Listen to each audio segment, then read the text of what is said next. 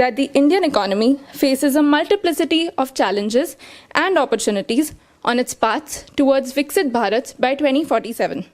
The deliberations at the DSE Public Policy Conference on November 19th and 20th will address the challenges and opportunities for the Indian economy through thematic panel discussions and talks in the broad areas of financial market reforms, addressing the skill shortage, leveraging AI and big data for growth and governance, monetary and fiscal policies in a volatile world, economies of Atmanirbharta, agenda for sectoral regulators, and agriculture. We are extremely honored to have with us today our chief guest and distinguished speaker, Professor S. Mahendra, Chairman of the Economic Advisory Council to the Prime Minister, who will deliver the inaugural lecture of this conference. We will begin the event with the University Kulgeet. For that, I invite first-year MA Economics student, Jonna Kukreja, to kindly perform the Kulgeet.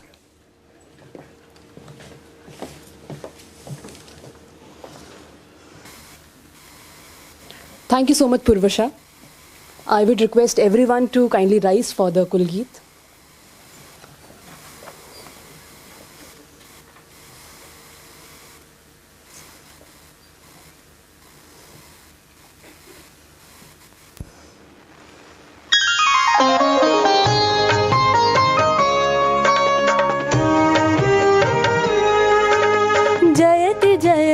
जयति जय जय ज्ञान का आलोकनूप श्रेष्ठ सुंदर दिव्य दिल्ली विश्वविद्यालय विहंगम जयति जय जय जयति जय जय ज्ञान का आलोकनूपम।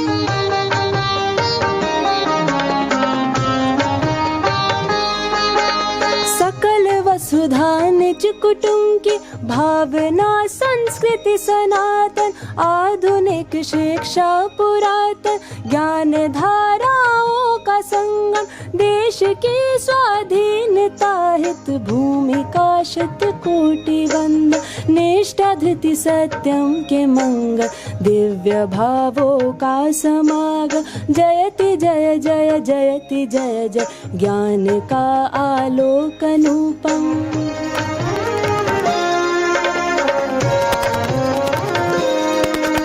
भव्य महाविद्यालयों के परिसरों से सुशोभित श्रेष्ठ गुरुजन कर रहे नित छात्र और छात्राएं दीक्षित सदचरित्राचार पावन साधना संकल्प संयम नवल वैश्विक चेतना नव क्रांति संस्कारों का उत्कर्ष जयति जय जय जयति जय जय ज्ञान का आलोकनूपम श्रेष्ठ सुंदर दिव्य दिल्ली विश्वविद्यालय विहंगम जयति जय जय जयति जय जय ज्ञान का आलोकनूपम श्रेष्ठ सुंदर दिव्य दिल्ली विश्वविद्यालय विहंगम।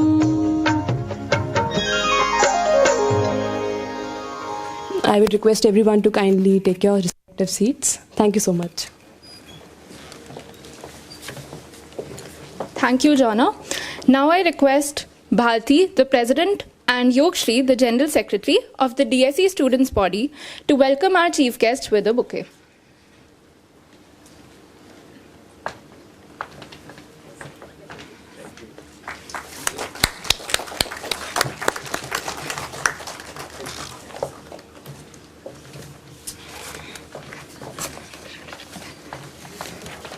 Thank you, Bharti and Yogshri. Now I invite Professor Ram Singh, Director DSE, to kindly deliver the introductory and welcome remarks.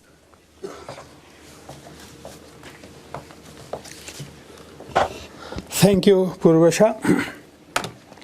Professor S. Mahendra, Chairman, Economic Advisory Council to the Honorable Prime Minister of India, my colleagues from Delhi School of Economics, Delhi University, departments and colleges, researchers, distinguished guests and students.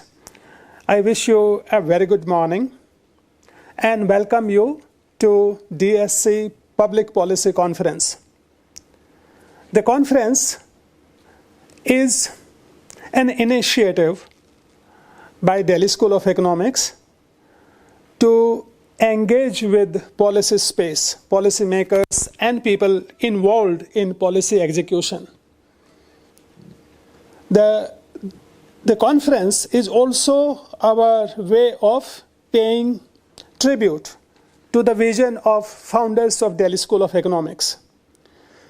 Professor V.K.R.V. Rao, the founder director, envisioned Delhi School of Economics as a place of advanced teaching, research, learning in social sciences, and equally importantly, he envisioned Delhi School of Economics as a place that will actively engage with policymakers and policymaking processes. Motivated by his vision and vision of other founders of Delhi School of Economics, there were times when Delhi School was very much present in the policy space, very actively. V.K.R.V. Rao himself served as in Planning Commission, then Cabinet Minister. He was very much engaged in the thick and thins of policy processes, took ideas, research ideas, economic insights, social sciences insights to policy spaces and brought them back to Delhi School of Economics. At somewhere, this engagement got diluted. It should not have got diluted because Delhi School of Economics has strength that very few institutions in our country have, which is the alumni of Delhi School of Economics. They are there, whichever economic walk of nation, social walk of nation you think about. So our alumni are there occupying the top, very top positions. So we are uniquely placed to carry forward the agenda of engaging with policy processes, their execution, giving them data-driven feedback inputs, and also learning from them. So with these ideas, we have initiated this conference. And it is a matter of pride, honor, and privilege for us that Professor S. Mahendra Dev has agreed to deliver inaugural speech in this inaugural conference.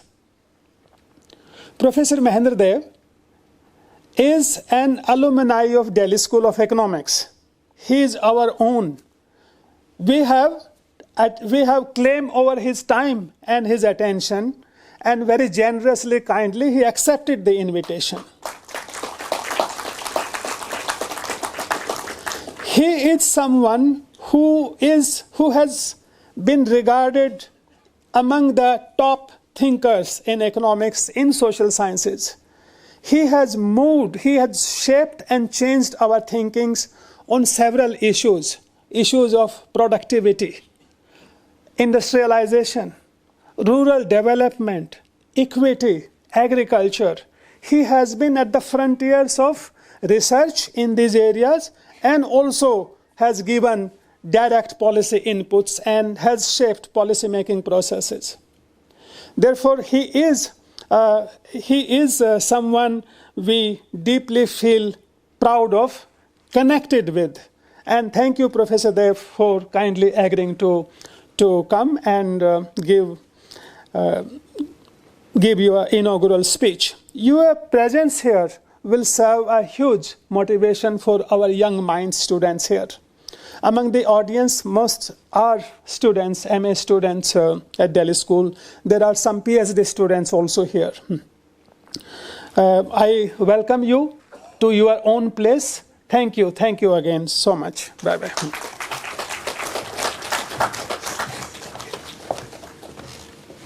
Thank you, sir. Before proceeding with the speech, I request Director Sir to kindly honor our distinguished speaker, Professor Mahendra Dev, as a token of gratitude for his presence at the conference. I also invite Professor Madan Lal and Dr. Prarthana Agarwal Goel to join the felicitation on stage. Professor Mahendra is presently Chairman, Economic Advisory Council to the Prime Minister. He served as the Director and Vice Chancellor for Indira Gandhi Institute of Development Research, IGI DR Mumbai, from 2010 to 2022 for 12 years. He was member and acting chairman of the National Statistical Commission, Government of India. He received the prestigious Malcolm Adicicia Award in 2016. He has over 150 publications and 23 books to his name. He completed his PhD from the Delhi School of Economics and his postdoctoral from Yale University. Thank you, sir. Thank you, ma'am. I now invite Professor Dev to kindly deliver the lecture on Indian economy, challenges and opportunities.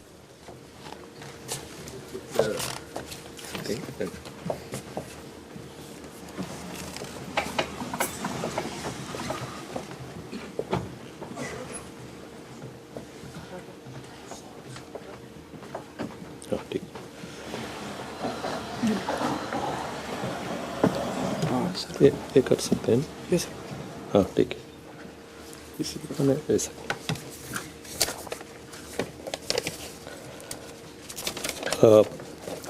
Professor Ram Singh, all the participants,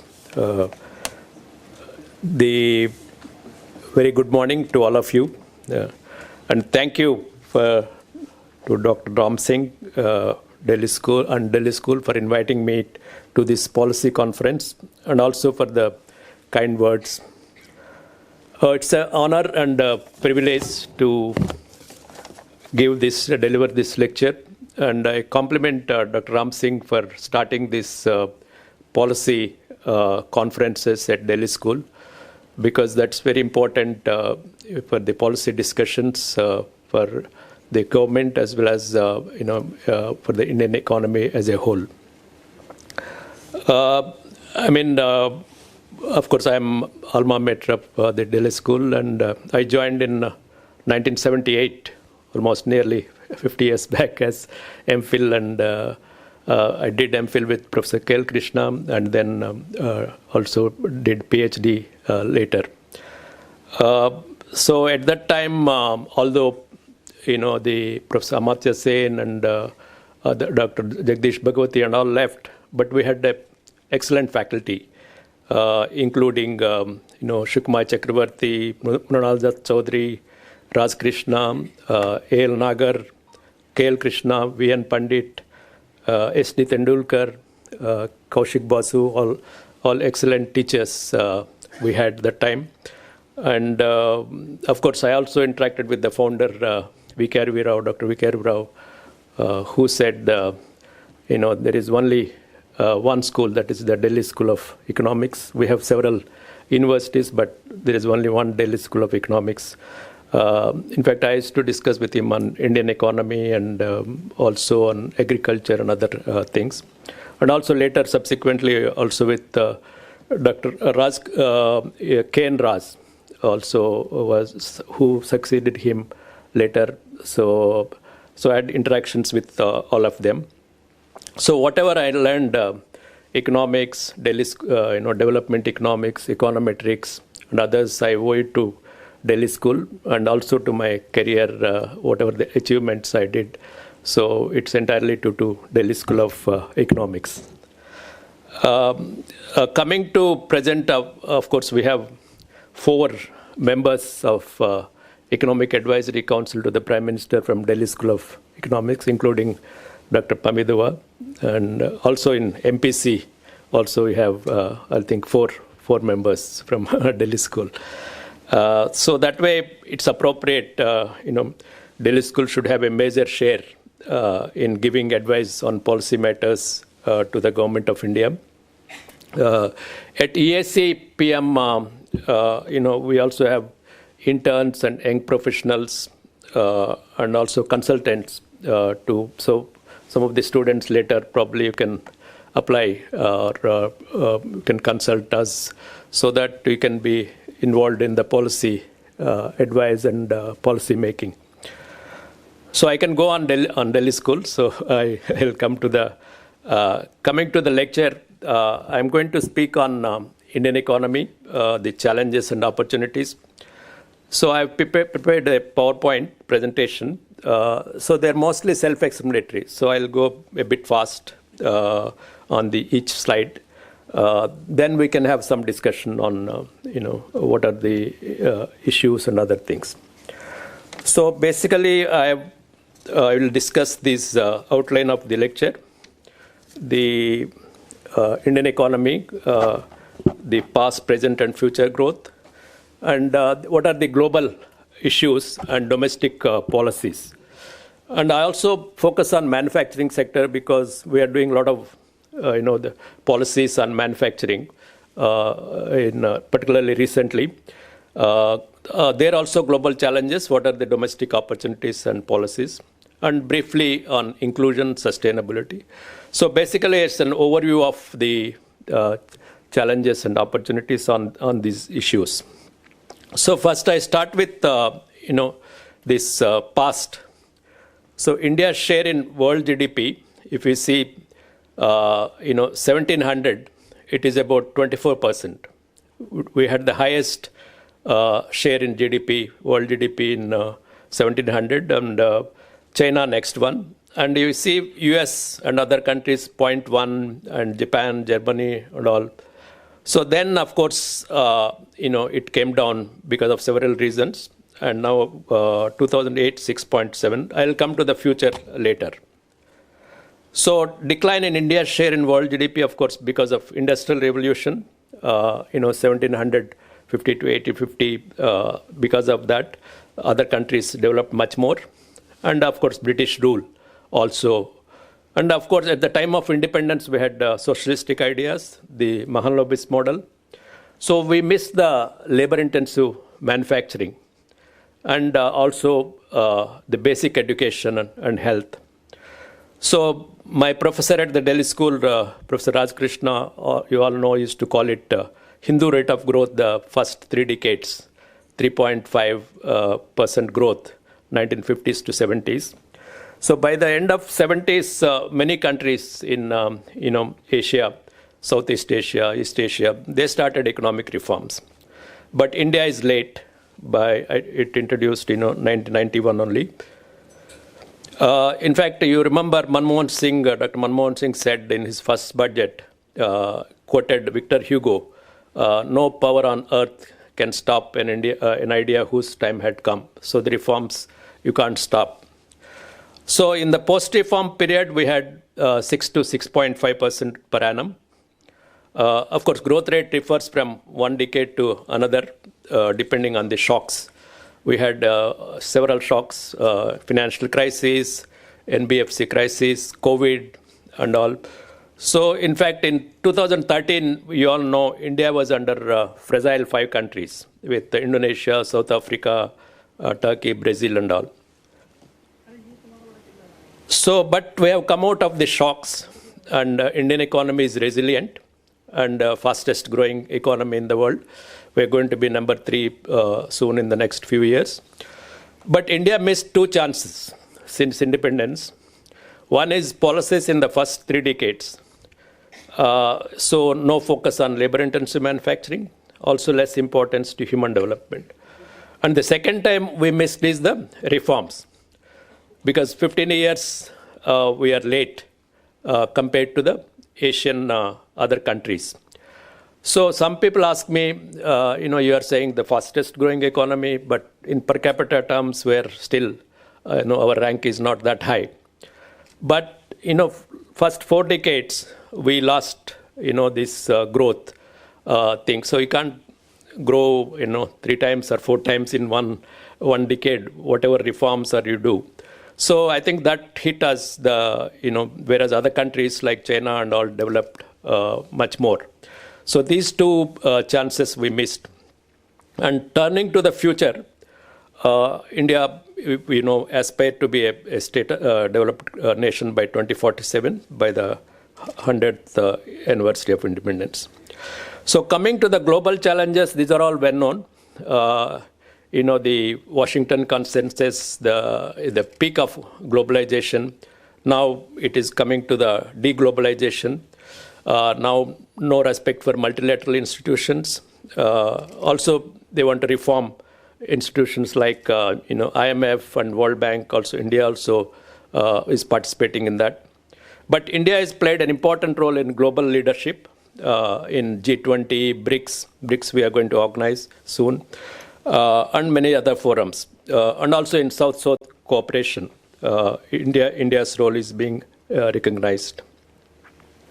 So now recently, 55 international economists started this London consensus. So from Washington consensus to London consensus.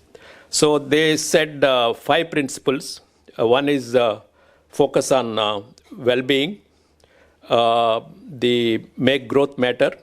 But they also said put politics first. I think invest in state capacity. So, but how it will impact, one has to see. I think some of the economists like even Ravi Kanpur and others are involved in this 55 international economists. Domestic opportunities, there are several estimates. We need nominal growth of 11 to 12% to achieve the 2047. Dr. Rangarajan says 7% may be enough, and Economic Survey says 8% real growth is needed. But of course, states are more important. The chief ministers of several states started announcing targets on SDP, GSDP. So, for example, UP announced, Tamil Nadu, Telangana said 3 trillion by 2047. So several other states also announced these targets because it's the states that come to the All India figure.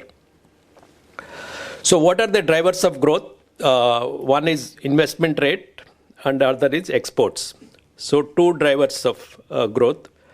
Of course, innovations, TFP, total factor productivity, etc. promote growth. And monetary and fiscal policies also helping increasing growth and reduce inflation. But on investment rate, we are presently at 31 to 32%. So if we want to increase the growth to 7% and beyond, we need 34 to 35% investment rate. So private sector is critical for the investment. Because private sector investment now, there is no twin balance sheet problem. Corporate sector and banking are doing very well. So there is no problem of capital availability there. So if you see the investment rate in the last 15 years, 10 years or so, it's around 33 to, declined to during COVID 28%, but about 31%, the investment rate. Even gross fixed capital also around 30 declined to almost 27 during COVID and then around 30%. So that has to be increased to 34 to 35%. And private sector is the most important thing needed. Because many firms are now debt-free and they have to make new investments. Some of the industrialists come to me, so I ask them why you are not making investments. Then they said, sir, it's uncertainty. But I said, for the last 10 years, you have been saying uncertainty. So it will go on. So you have to make some investments. So they're starting. I'll come to that. Then even finance minister also mentioned why it's not clear why private sector is not investing. How do we finance investment? We all know savings and foreign investment are needed. Foreign investment, because of the uncertainty, may be less in the coming years. So we need to increase our savings. So savings about 30%, so that has to be increased to finance the investment. So savings are equally important. And financial sector reforms, which we are going to discuss in this conference also, financial sector, can increase savings and investment. Second, of course, driver is exports. It's well known that East and Southeast Asia benefited from this peak of globalization, but now we don't have that. So recently, we all know that high tariffs of 50% by the US. It's an unexpected one. So India's response is fourfold from the government side. Helping the affected sectors. Recently, government announced the export incentives and all. And also, RBI also announced some, the moratorium and those kind of things. Second is diversifying exports to other countries, which they are doing. Third, speed up FTAs with other countries because that is also needed. And continue negotiations with US because we can't neglect the $85 billion, the US thing. So these are the four approaches we are following from the government side. Because, no emerging market has grown 7 to 8% without strong export growth. So that's why it's very important. Of course, however, export constitute only 20% of GDP. 80% is domestic demand. So it's therefore primarily driven by domestic consumption and investment, but less by exports. But still, exports have, also have multiplier effects in other countries, other sectors. But we have several tailwinds domestically because in spite of global headwinds, because low inflation, rate cuts by RBI, good monsoon, and also the tax reduction in last budget measures. So all these measures will have stimulus, and these tailwinds may raise both the demand and also private sector can invest more. So India has emerged as a global bright spot due to these reforms and policies. Because recently some analysts, said, third term of the present government, only GST is the main reform. But the government has undertaken several reforms. It's not just GST. In fact, I have written a piece which will be coming in Indian Express in 1 or 2 days. How government is, doing several reforms. It's not just GST.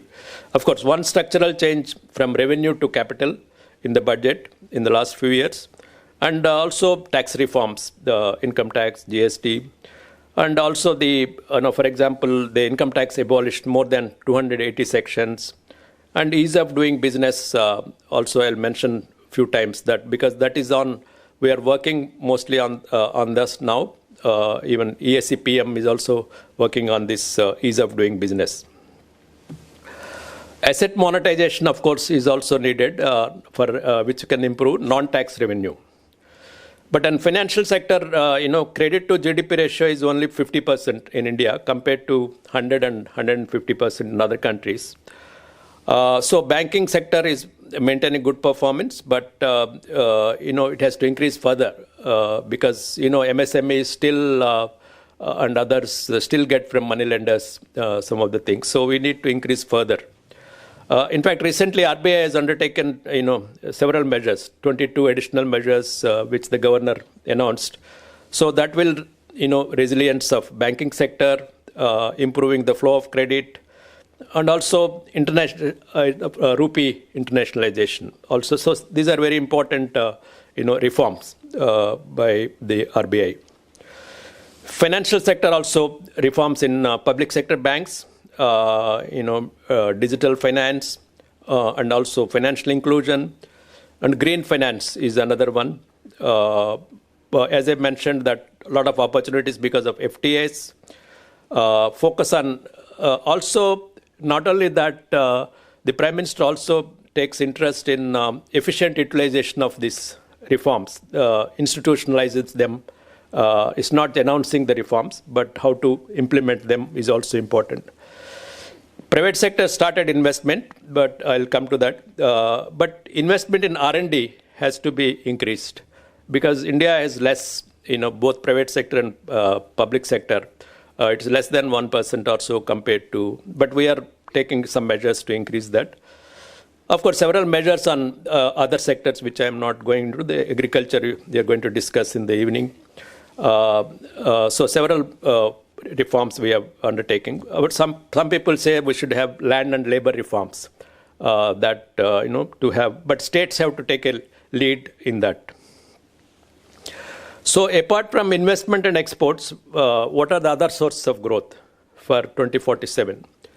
One is, as I mentioned, ease of doing business, of course, the non-economic, the judicial reforms also important. And then human capital and skills and the digital technology and AI, that is also another source of growth. Sometimes you never know, growth suddenly peaks, increases because of some of these sources. One is, of course, you all know the demographic dividend, the young population with the median age of around 28 compared to aging population in other countries. And urbanization is another one, because we are expecting 50% by 2045 or so. So that also. And women's labor force participation rates, which is around 35 or something now. The world average is about 50%. So if you can closer to that, that also raises the growth. So now I come to the manufacturing, because this is the one structural transformation we needed. Since independence, we've not done labor-intensive manufacturing. So I'll spend some 10 minutes also on manufacturing. So because in order to achieve developed status by 2047, we need manufacturing sector-led growth. So first I'll discuss the globally what is happening to the manufacturing. So here, globally, some countries, US, Germany, Japan, they benefited from manufacturing and also East Asian economies. So it led to rapid industrial development and global competitiveness. But now, of course, it has changed dramatically. The hyper-globalization we don't have. Global trade and investments are now nearing flat almost compared to high growth earlier.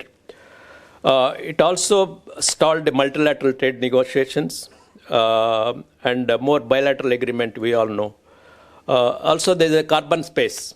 Now, because yesterday I gave a lecture at Ashoka University, people are asking, how do you develop manufacturing when you have the carbon emission decline and all?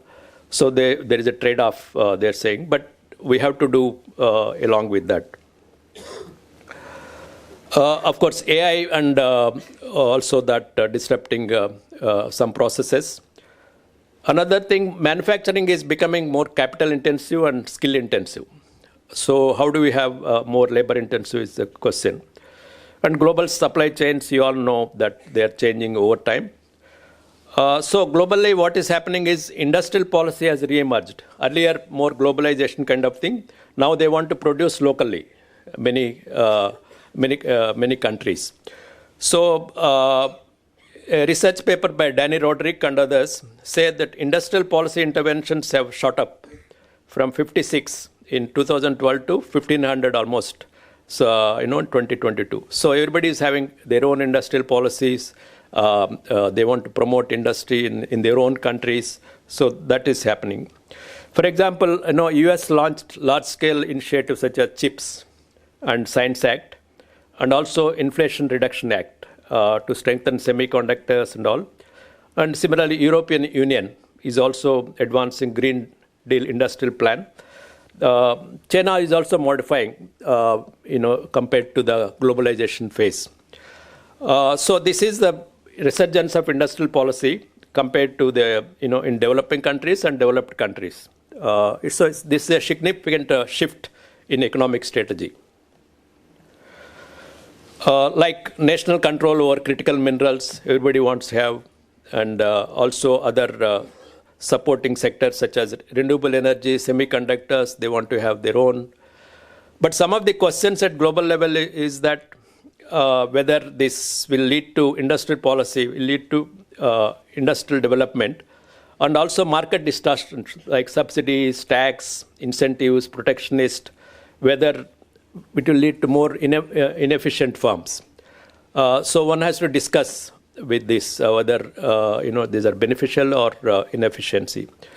So aggressive application also policy can also lead to fragmentation and other things. So these are the questions at global level. How do we do that? Coming to India's manufacturing sector, of course, from a historical perspective, as I mentioned, that the Mahan-Lobis model and all, for the first 3 decades, we lost the labor-intensive manufacturing. 1991, of course, some, turning point, but still progress is less. over time on labor-intensive manufacturing. In the last decade, of course, some targeted strategic character like Make in India and PLI to have more integration and with the world. But some people say the share of manufacturing is still 17% in GDP and 11% in employment. But it is not stagnant. Some people think share is there, stagnant means the industrial sector is stagnant, manufacturing. It is increasing. In absolute terms, for example, it increased from 17 trillion to 30 trillion increase of 75% in 10 years. Manufacturing employment also increased. It's about 72 million. So one should look at absolute numbers also. Another debate is that manufacturing and services. But I feel that both are needed. Both are complementary because some people say, like Raghuram Rajan says, services we should we should concentrate. But I feel that they are all more linked, forward and backward linkages. India has a diversified industrial sector, textiles, electronics, and other pharmaceuticals. So, in fact, service sector also needs expanding manufacturing sector. Some of the growth in services also because of expanding manufacturing. So, thus, one should not conclude because contribution of manufacturing is just looking at the share of manufacturing, it's not growing or something. I mean, services are growing faster. That's why it is stagnant. What about PLI scheme? It worked well for mobiles because mobile phone imports accounted for 78% in FY15. Now, FY23, it dropped to just 4%. So there is a significant also in electronics and renewable energy. But in a large country, structural transformation to non-agriculture differs from state to state. For example, agriculture share in states like Punjab, Tamil Nadu and all, it's less than 30% in employment. Whereas in Chhattisgarh, MP and other states, it's 50 to 60%. So there is, these countries already some structural transformation happened, like Punjab, Kerala, Tamil Nadu and all, less than 30% in agriculture. Whereas, of course, some other states, it's about 50 to 60%. Then trade policy, for manufacturing is to, as I mentioned already, diversify FTAs. And some economists say we should join regional groups like CPTPP and RCEP. But government has to, weigh pros and cons of whether they're good or bad. One has to check.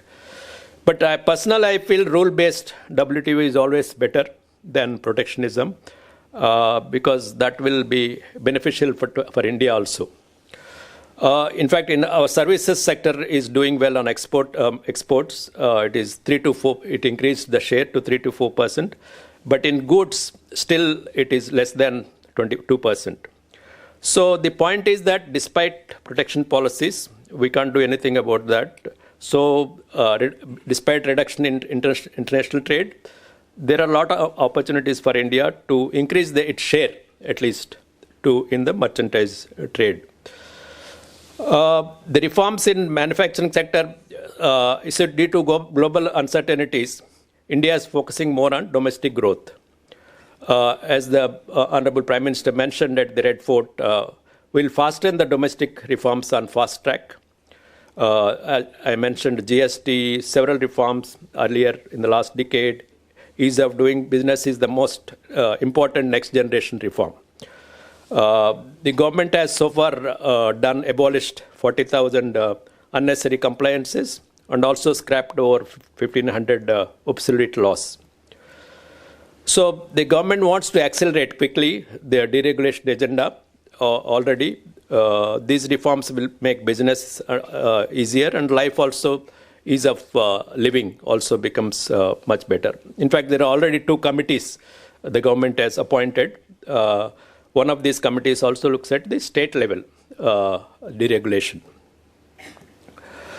Another thing is, of course, Indian manufacturing is the missing middle. which Rana Hassan also has done a lot of work. On manufacturing, what is happening is that, some of the firms are only 10 to 20 workers at the one end. And at the other end, we have a large scale number. But we don't have middle like China and other countries, 200 to 500 and other things. So that is also obstructing the productivity of the thing. So how do you improve this missing middle is a question for India. Some people say, of course, because 91 reforms focused on product markets. Some say that no factor market reforms are needed now. So land and labor. Then only we can improve the, reduce this missing middle. On MSMEs, of course, Indian government also is focusing because it's an important one. As I've said, many are still dependent on many money lenders. So we are trying to improve their access to credit, technological capabilities, and providing marketing linkages. But also there are many regulatory things in MSME. So the committees on deregulation will look at issues of MSME also. As I said, private capex. Now recently, some reports said that there is some improvement because in the H1 FY26, this is led by manufacturing and electricity projects. So we are having strategic policies on manufacturing also because Atmanirbharata and Prime Minister talks about Swadeshi. It doesn't mean we are going back to pre-liberalization kind of thing. It means some of the things we need to produce in India with a competitiveness. And it can be globally, we can export and those things. But it's not import substitution kind of thing. Swadeshi means that it's a more self-reliance kind of thing. And some of the things we need, like semiconductors or, critical raw materials, we need India also. For example, rare earth production in China is very high. They have, whereas India is 2,900. So we need at least to move forward to have our own kind of critical minerals. Otherwise, we have to depend on other countries for things. So these are important things. That's why the Honorable Prime Minister is talking about this, Swadeshi and Atmanirbharata kind of thing. And there are opportunities for traditional manufacturing and modern industries. In fact, revival of private investment happened in some of the tech sectors. Even state governments are getting. For example, recently Andhra Pradesh government got Google, $15 billion data centers and other things. So multiple stimulus measures by the government, FTAs and others will open up new markets. And agriculture and services growth also have linkages with manufacturing growth. For example, agro and food processing is also important for employment potential. Briefly on services, because India's development experience shows it quickly transformed from agriculture to services. In fact, services share is 54.5%, and total employment also have 30%. In fact, the absolute numbers after agriculture, service is the highest, about 188 million. But in services, there is a duality. We have high skill sectors like IT and all, and the low skill subsectors like somebody opening shop and making tea or something. So that duality is there. So formalization is important, and also there are other gaps, gender, rural, urban gaps in services. So employment elasticities, if you see, pre-COVID, post-COVID, it has increased in the post-COVID period, 21 to 24. Agriculture, manufacturing, significant increase from negative, and construction services. But on the whole, of course, services have high employment elasticity compared to manufacturing. So we need to increase in manufacturing also. So after discussing the structural transformation, I come back to India's share in world GDP. As I mentioned, in 1700 it was 24.5. Recent estimates, D.K. Srivastava and others, say that by 2043-44, we will reach the 1700 figure in PPP terms by 25%. That time, the share of China will be 16% and US about 9.7. So these are the estimates they made. So the by 43-44, we come back to the 1700 kind of share. Another, of course, middle income trap. You heard of it. That for example, 101 middle income economies in 1960. Only 23 attained high income status by 2018. So India has to be careful on this middle income, but I'm hopeful that India will avoid this middle income trap. Now I come to briefly on inclusive and sustainability. Because Viksit Bharat or 2047 goals doesn't mean only achieving growth, the developed growth.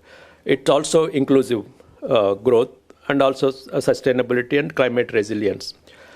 So poverty numbers, I don't go into that, multidimensional consumption decline, poverty. But according to me, what is inclusive growth? Inclusive growth, according to me, is the quality of employment. That is important. It's not taxing the rich or that kind of thing, but if we can provide quality of employment to everyone, that is the inclusive growth according to me. But in employment, there are several issues: gig workers, participation rates of women, AI and impact on employment. Another, of course, is the structural issue is the health education, are also part of efforts in reducing inequalities. On regional inequalities, my estimates show that per capita income increase regional inequalities, but decline in human development. Because that is natural. Human development, for example, life expectancy you take. Bihar is catching up. For example, it was 60 in 94-98. Now it is nearly 70.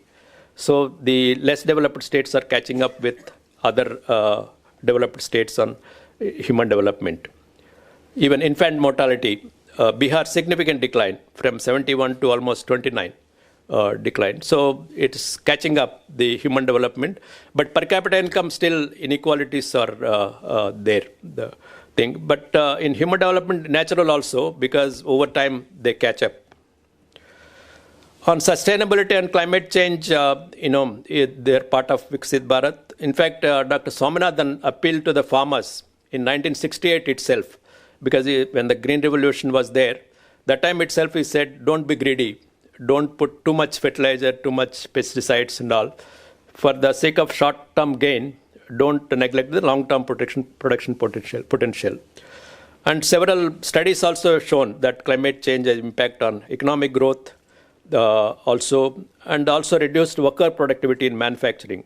By a study by Somnathan et al.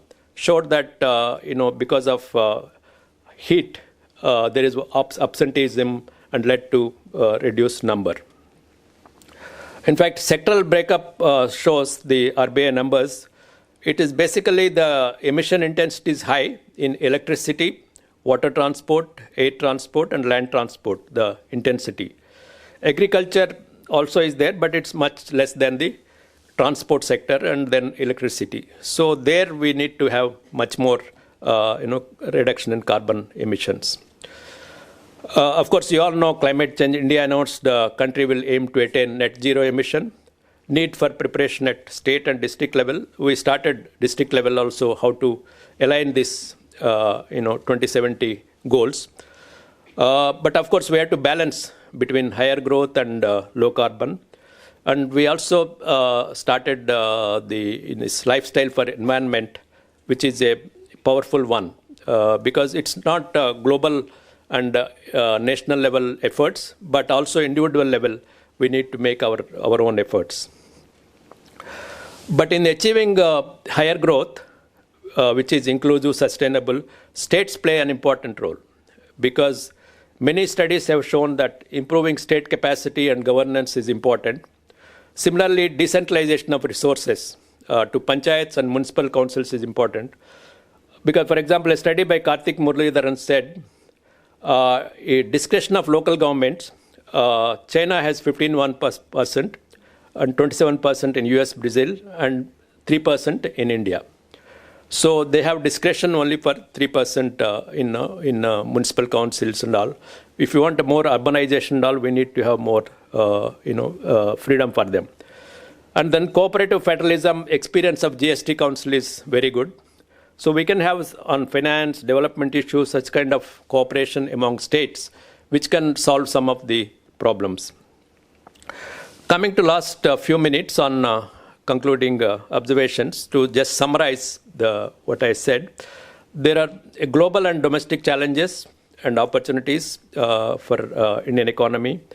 But Indian economy is resilient. You don't have to worry too much about unless some shocks come again. But of course, the uncertainty at global level is there. So several favorable factors like new generation reforms, old and new sources of growth. Of course, higher savings are needed for investment. And as I mentioned, some estimates show that by 2043, we may achieve 25% of world trade, world share in GDP. And fiscal reforms, shift to capital, and the monetary central bank reforms, financial sector. So all these are helping, ease of doing business.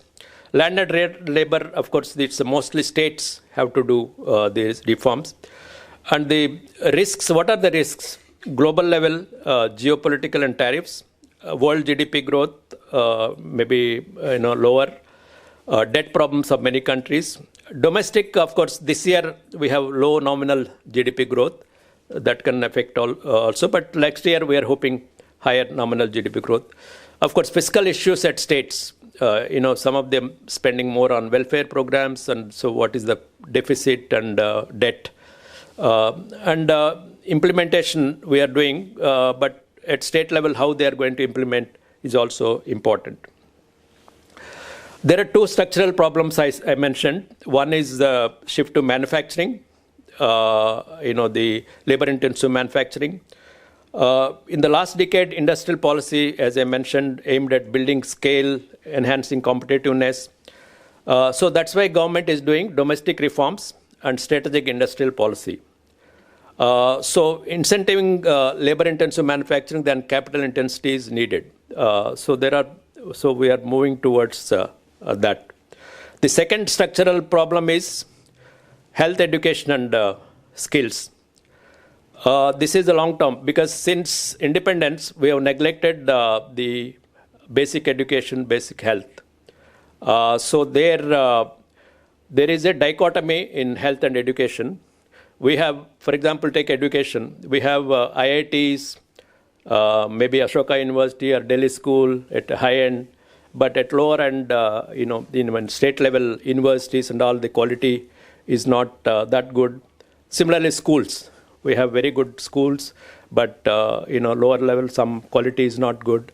Similarly, health, super specialty hospitals, but we don't have at lower level. So this dichotomy is important for India's future. The next one is climate change. We have to do something about that. But so GDP growth is important, but unless it is everybody shares, inclusiveness and sustainability is important. But I feel that employment is the crucial one for inclusive growth. So in this, role of states is very important, because India, a large country, there are regional variations. So one British economist, I generally quote this. Joan Robinson once said, so whatever you can rightly say about India, the opposite is also true in another part of India. Suppose you say Kerala is doing very well and all, and you come to other states, Bihar or Chhattisgarh or something, things are different. Or similarly, Northeastern, maybe different things and all. So you just can't say that India is doing this or that because of regional variations. Per capita GSDP, industry GSDP is also diverging, while human development are converging.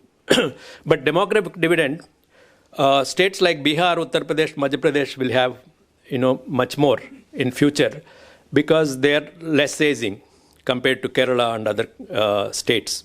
So they will have more demographic. For example, Bihar is like to be only 8% by 2036 old age, whereas Kerala would be 17%.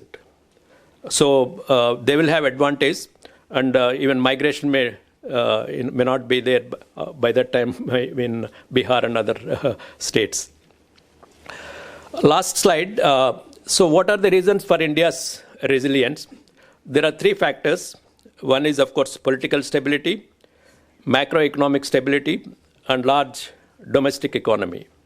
So why people want to come to India? Because US, advanced countries, as well as domestic countries, they want to come to India because of our large domestic economy. Only concern is the global macroeconomic and geopolitical uncertainty. But what we want to achieve is not unique. We have other countries have achieved, and we have to do more efforts. So to conclude, India has progressed on many fronts. We have to, on this progress, we have to do much more to have more labor-intensive, high-growth manufacturing, and to a society and economy not only prosperous but also pro-nature and inclusive. Thank you very much.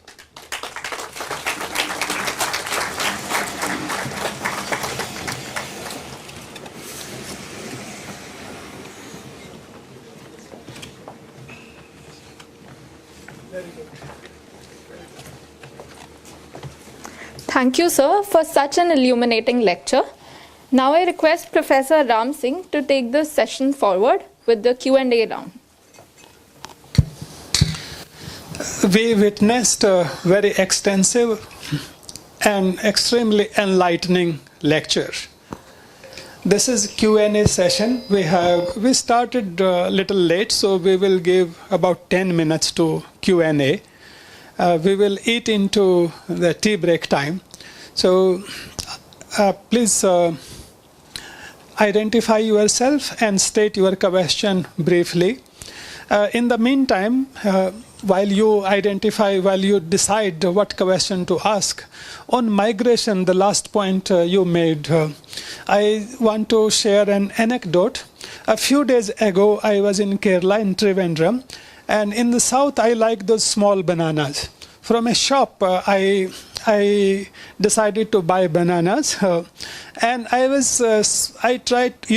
just started to speak in English because I don't know Malayalam and I didn't expect them to know Hindi.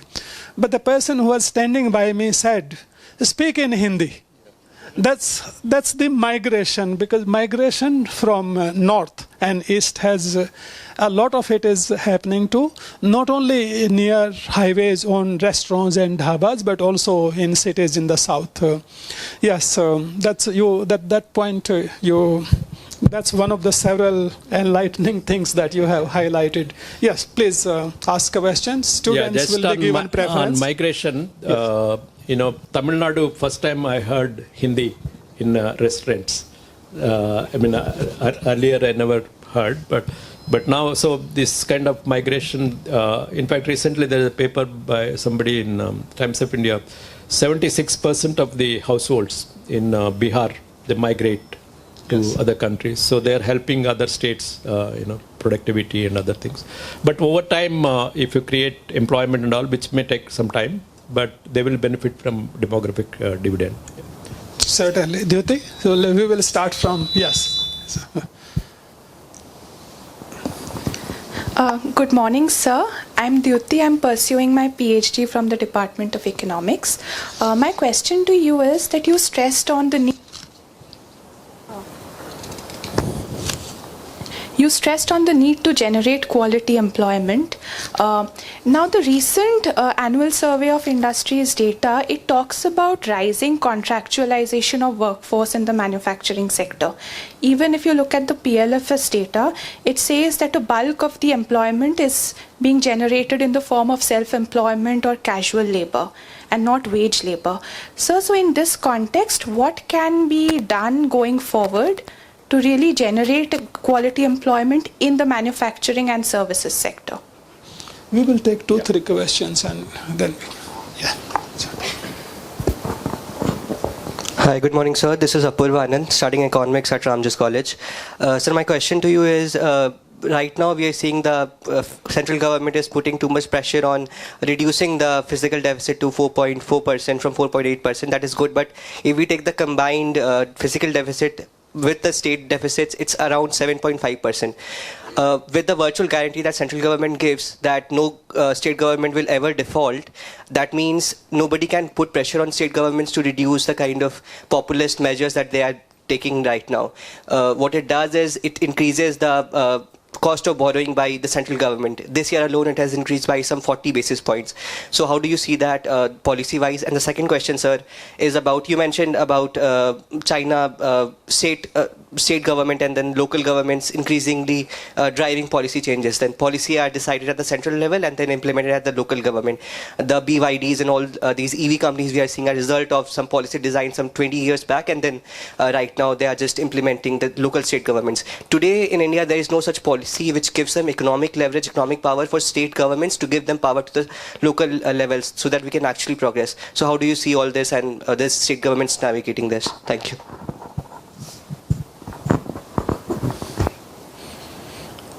Let me also add one question. On the saving issue, on the levels of aggregate savings, and that there's somewhat decline in savings compared to historical levels we have achieved. Do you think that some of the transformations, demographic transformation that you mentioned, can increase our saving rates in addition to financial sector reforms? As we age, so all societies, you look at Europe, US, and China, more specifically. Some of China's high saving rates and low consumption rates are transferable to the demographic transition they have witnessed. Do you see that something like that is happening for us also going forward? Yes, please.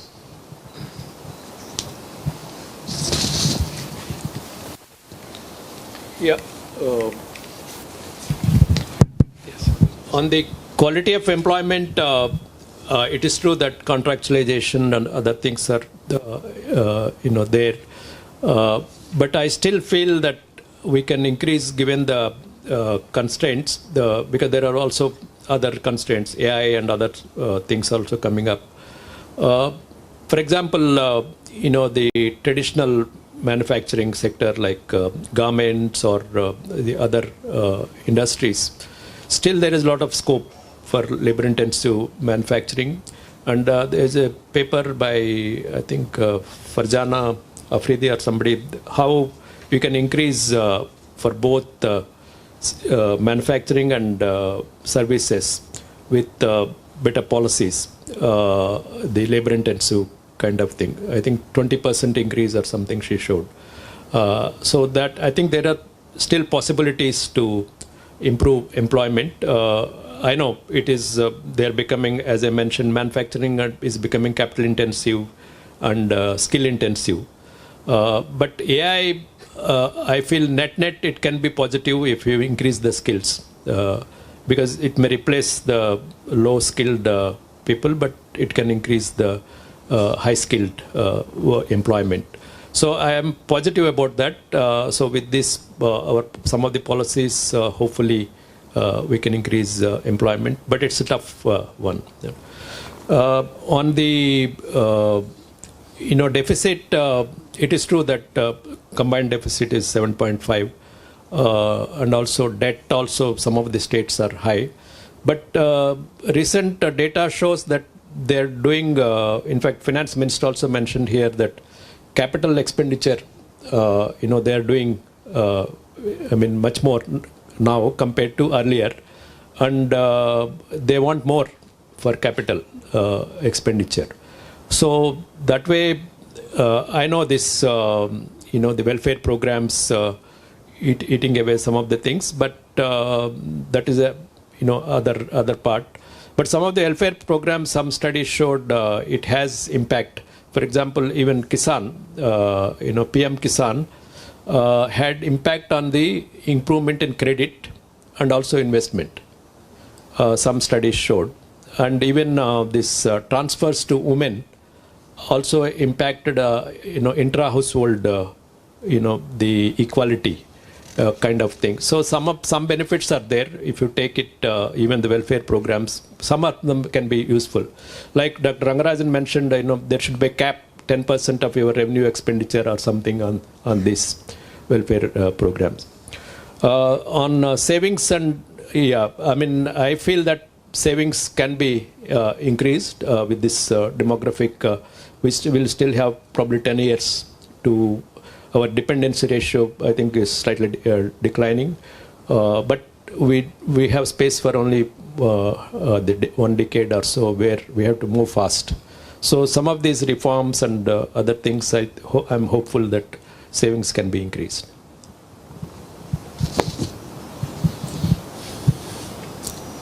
Yes, Monali, we will come here and then. Okay, sure. Please take mic there. Good morning, sir. Referring to art. It's working. Hold it close, very close to your mouth. Okay, referring to an article by.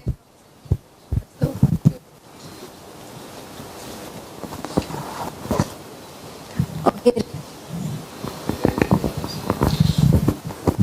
Hello. Yes, try, and we will be able to hear you. So Okay. speak up a little bit here. I want to ask related to an article by D.K. Srivastava and Mr. Rangarajan, and in that they talk about falling potential GDP growth of India after COVID pandemic, and how the incremental capital output ratio is not rising for us, and how we need to increase private investment for that, and not just private investment, we need to increase efficiency of investment to reduce the incremental capital ratio. So how do you think that we are going in that direction, and how is government helping in that? Samrat, you had a question. Yes. So mic is coming to you. And please bring one mic here up in the front rows. मेरा नाम वशिष्ठ सम्राट है. अभी मैं हंसराज में पढ़ा भी रहा हूँ, साथ में CLC से लॉ कर रहा हूँ. तो मेरा प्रश्न ये है कि सर अभी भारत में यूथ की जनसंख्या जो है उसका हम यूटिलाइज कैसे जीडीपी को बढ़ाने में कर सकते हैं, क्योंकि अदर कंट्री से हमारे यहाँ यूथ की जनसंख्या बहुत अच्छा है और उसको जीडीपी में हम लोग कैसे यूटिलाइज कर सकते हैं. Final last question. Rana, you have the last question. Thank you. Professor Mahendra, they've thoroughly enjoyed your presentation. You might have seen me taking lots of photographs.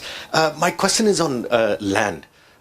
You did mention that we now really need to be thinking about the reform of the factor markets, labor and land.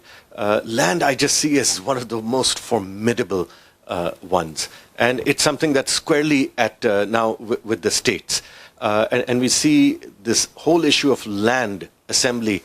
It's affecting things like peri-urban areas, setting up industrial parks. It's actually, my worry is it's going to undermine India's services sector competitiveness. I mean, look at just the kinds of rental rates we are seeing all over in the cities. So this is really a topic of great urgency, but it's also one of probably the most formidable ones to take action on. Any thoughts on how we can make progress on the land issue? Thank you.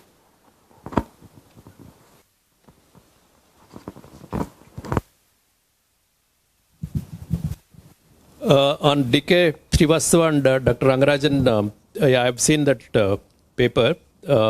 They say that because of, unless you increase the private investment and increase the, decline the incremental capital output ratio, you can't go to more than 7% or, 7% or beyond. So they, but I feel that, the investment rate, private sector, I showed the slide, already started, investment is increasing. So that should help them. And the incremental capital output ratio, also we are working on that because right now it is 5 point something. So because, for example, in EACPM, we are working on efficiency of capital expenditure studies on that, how to improve. Because I told FM also, Finance Minister, you are increasing the capital expenditure, but how it is going to be efficient. So that we are working on that. And even Honorable Prime Minister also mentions about the how implementation, how to implement more efficiently. So hopefully we can improve on incremental capital output ratio and go to the potential growth rate of 7 or beyond that. Youth के बारे में we're all working on that. I mean, youth, how can they participate? So again, रोजगार का problem है, उनको youth को रोजगार देना है ज़्यादा.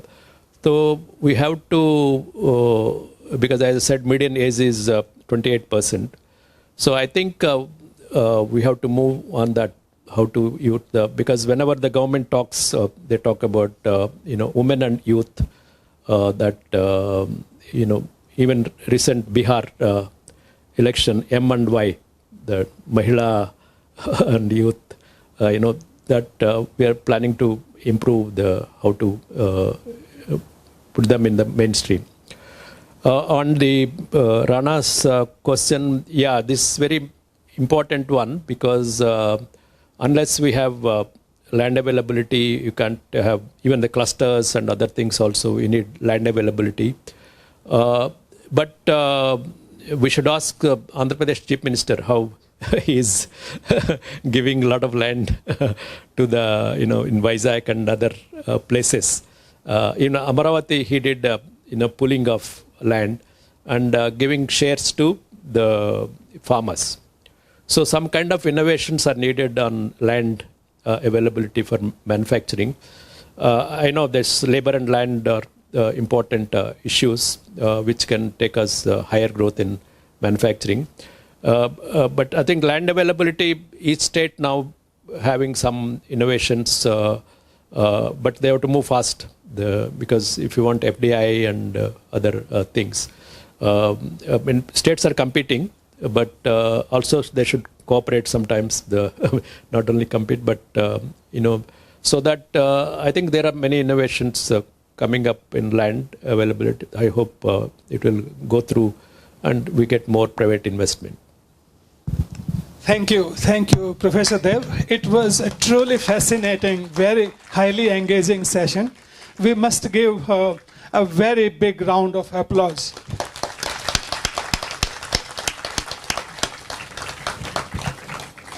Thank you, sir, for the engaging session.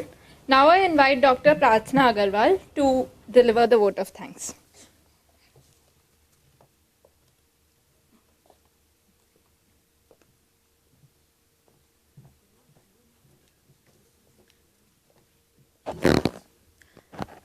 Yeah, so I would like to take this opportunity to thank Professor S. Mahendra Dev, Chairman, Economic Advisory Council, to the Honorable Prime Minister. Sir, you have rightly pointed to the global challenges that might have huge impact on macroeconomic stability, and some answers lies in first, the savings and investment, and second, the exports. Further structural reforms such as GST reforms and strengthening resilience of the banking and financial sector are also vital to safeguard against global turmoil.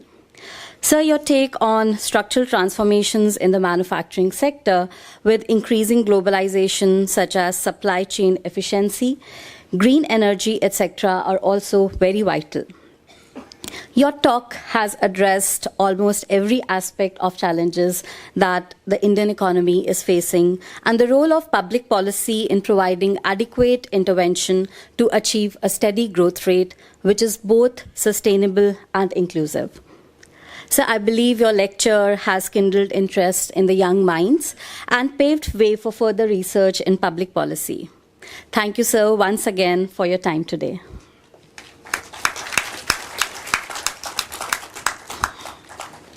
Before I conclude, I would like to thank Professor Ram Singh, the Director, Delhi School of Economics, for his inexplicable efforts in envisioning and organizing the DSE Public Policy Conference. Thank you, sir.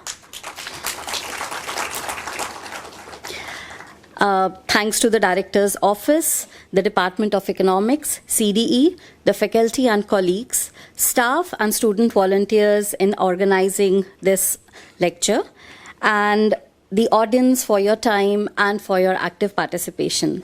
Thank you, everyone. And please join for tea and further interaction outside in the foyer. Looking forward to another 2 days of the sessions. Yeah. Thank you.